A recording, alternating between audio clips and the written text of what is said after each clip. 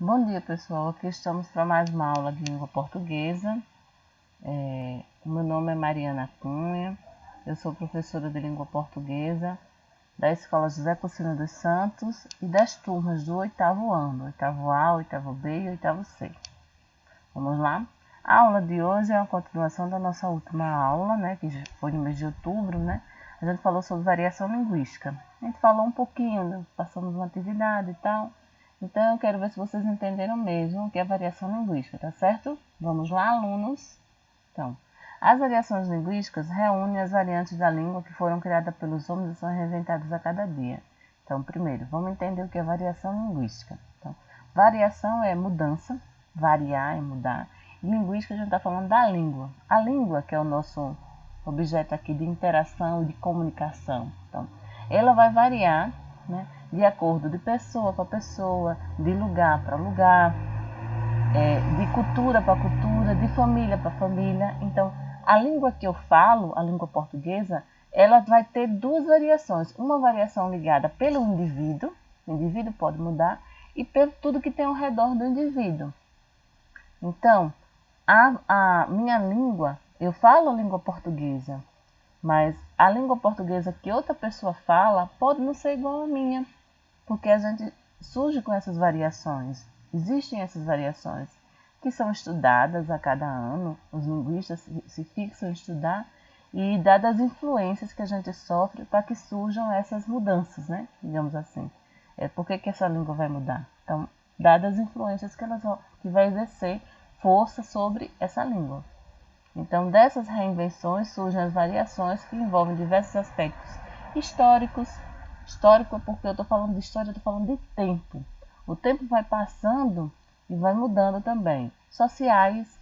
Sociais são os aspectos que a gente vive em sociedade, então são aspectos que a sociedade impõe. Culturais, a cultura de cada um, a cultura de cada família influencia. Geográficos que eu estou falando territorialmente também. Vou falar para vocês que a gente fala a língua portuguesa, que ganhamos, né, que adivinha, de Portugal.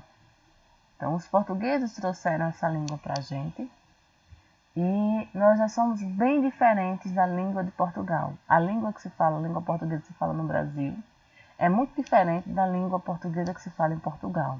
A gente já se afastou tanto por questões geográficas, por questões históricas, por questões culturais. Então, já há uma diferença enorme. Então, veja o tamanho do Brasil. Territorialmente, nós somos um país muito grande. Então, a língua portuguesa não é a mesma, né? Não pode ser a mesma. Vai ter essas variações, vai ter essas mudanças. Em um lugar vai se falar de um jeito, em outro lugar vai se falar de outro. Então, esse é o nosso objeto de estudo hoje, tá certo? No Brasil, é possível encontrar muitas variações linguísticas, por exemplo, na linguagem regional, né? Então, um Brasil tão grande, você vai encontrar variação linguística assim, nitidamente, explicitamente. Vamos lá. Então, isso eu já falei na aula passada, sobre os tipos de variação histórica ou diacrônica, né? Aquela que é passada através do tempo. O tempo vai passando e vai modificando. Aí tem um exemplo aí de motocicleta, né? Num tempo antigo, posso dizer assim, no tempo dos nossos avós, um tempo histórico que ficou para trás, motocicleta se chamava de motoca. Hoje, motocicleta sofreu uma abreviação e se chama de moto. É isso? A variação geográfica ou diatópica. A variação geográfica ou diatópica foi isso que eu falei. É o que vai mudar de lugar para lugar. Na aula passada eu dei um exemplo de macaxeira, né? Nessa regional que a gente mora, no Nordeste, macaxeira é um tubérculo, uma raiz, né? Que tem a casca marrom e por dentro é branco, que é cozido e a gente se alimenta, leva o nome de macaxeira. Esse mesmo tubérculo, no sul, pode sofrer duas variações. Pode ser chamado de mandioca e pode ser chamado de aipim. Aí você diz, mas não é a mesma raiz? Nós não moramos no mesmo país? Nós não moramos no Brasil? Por que isso existe? Porque a língua varia. Lá resolveram dar outro nome. Paciência, né? Então a gente sofre essa variação, que às vezes você não consegue nem entender, mas se sofre essa variação. Olha, aqui no Brasil há uma diferença enorme do português de Portugal. Aí você diz assim, mas o português não veio de lá de Portugal? Olha, língua portuguesa. veio de Portugal. E por que sofre essa variação enorme? Vou dar um exemplo bem engraçado para vocês. Olha. Em Portugal, a fila que a gente enfrenta, fila de banco, ou uma pessoa atrás da outra esperando um atendimento, né? Lá em Portugal se chama bicha e aqui se chama fila. Então, olha o tamanho da diferença, né? É uma diferença geográfica enorme. Eu não sei nem dizer assim, ter uma explicação para dizer, só sei que isso existe. Isso existe. Há essa variação nitidamente, né? Muito diferente, né? Variação social ou diastática. Exemplo, quanto mais dinheiro, melhor vai ser o tipo de manipulação da língua portuguesa. Então, a variação social, ela tem a ver com a sociedade. E ela é influenciada, chamada de diastrática, mas é uma influência que a sociedade impõe sobre a língua. Então, as pessoas que têm poder aquisitivo estudam mais. Consequentemente, vão ser falantes melhores. Vão falar melhor, vão saber distinguir, vão separar o regionalismo do não regionalismo e vão fazer escolhas linguísticas que vão ser adequadas a cada momento. Se é que vocês conseguem me entender, né? O social é aquilo que a sociedade nos impõe. Então, se eu aprendo o que é correto, em determinada situação, eu vou usar o correto, né? Para mostrar minha postura, para mostrar que eu tenho uma classe social elevada, né? São os níveis sociais, né? E a variação situacional ou diafásica, exemplo de amigos e professor. Então, a variação situacional ela vai variar de acordo com a situação. Tem um exemplo que a gente usa muito, é a questão da roupa. A roupa vai se adequar à sua situação, não é verdade? Assim como a sua língua, a língua que você fala. Ela vai se adequar de acordo com a sua situação. Por exemplo, você vai à praia, monte o contexto na sua cabeça, né? Você vai à praia. Quando você vai à praia, você vai usar qualquer roupa? Não. Existe um estilo de roupa para aquela situação. Para a praia, existe um estilo de roupa. Agora, você vai para uma cerimônia de casamento numa igreja. Você vai com a mesma roupa que você foi para a praia? Também não. Então, observe a situação, né? Na praia eu vou usar um estilo de roupa. Numa cerimônia, né, requintada, eu vou usar outro estilo de roupa. Assim é a língua que você fala, né? Ela vai ter que se adaptar, ela vai variar, ela vai mudar de acordo com a situação. Certo? Vocês conseguem me entender? Então, a situação que você vai usar a sua língua, ela vai mudar a língua. Então, dependendo da situação que você tiver, você vai usar tais termos ou outros termos. Por exemplo, você vai comunicar com um amigo, vai conversar com um amigo, você pode usar gírias, né?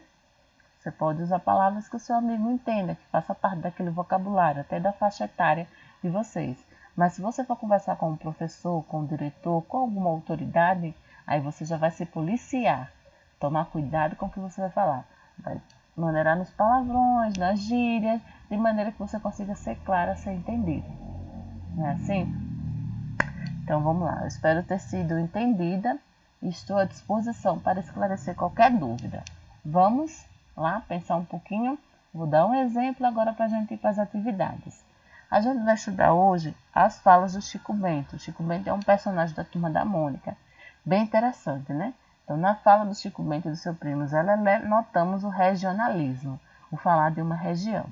Então, eles estão caminhando e se encontram, né? Eu é que não posso nem pensar nisso. Quem me dera. Eu vou ter que estudar muito, até me formar numa universidade. Daí vou arrumar um trabalho que ajude as pessoas a viver melhor.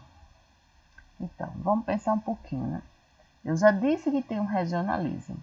Então, preste atenção na escrita. A escrita é como ele fala, porque é um gibi, né? E olha como é que ele fala, né? Eu é que, né? Não posso nem pensar nisso. Quem me dera. Você diz, tem algum erro ali? Não. Se você for pensar em regionalismo, não existe erro. Mas se você for transformar isso numa linguagem padrão, você vai mexer em muita coisa ali que você tem que notar que está errado. Por exemplo, existe um estudo na variação linguística, que a gente também já viu esse ano, que chama-se linguagem formal e linguagem informal. A linguagem informal, entre os amigos, não tem problema nenhum. Mas se você for transformar em linguagem formal, aquela da escola, aquela da gramática certinha, você tem muita coisa que modificar nessas falas, tá certo? Eu vou é ter, ter não se escreve assim, se escreve com R, e eu vou também, vou termina com U, vou. Ter que estudar muito até me formar numa universidade. Então, se você observar ali aquelas letras, elas estão escritas conforme ele fala. E a gente já sabe que entre fala e escrita existe uma diferença muito grande. Eu posso falar de qualquer jeito, mas eu não posso escrever de qualquer jeito. Não é verdade? Aí é porque é um gibi, ele está imitando a fala do personagem.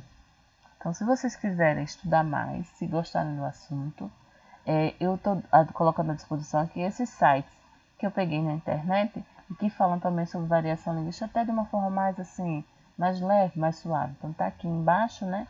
Ler sobre o assunto no site. Então, tem esse Radamés, Wikipédia, e no YouTube tem vários vídeos que falam sobre isso, vários vídeos engraçados, de maneira mais fácil que vocês consigam entender o assunto. Vamos lá? Então, atividade 1. Então, a gente vai observar 3 tirinhas do Chico Bento. A primeira tirinha é essa daí.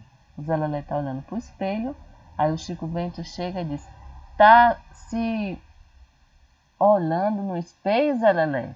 Aí ele disse: eu não. Ele é que está me olhando. Essa foi a primeira tirinha. Na segunda tirinha é o Chico Bento e a professora.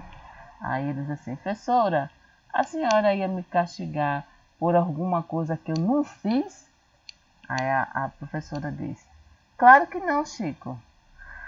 Ainda bem, professora, porque eu não fiz a lição de casa hoje. Terceira tirinha, né?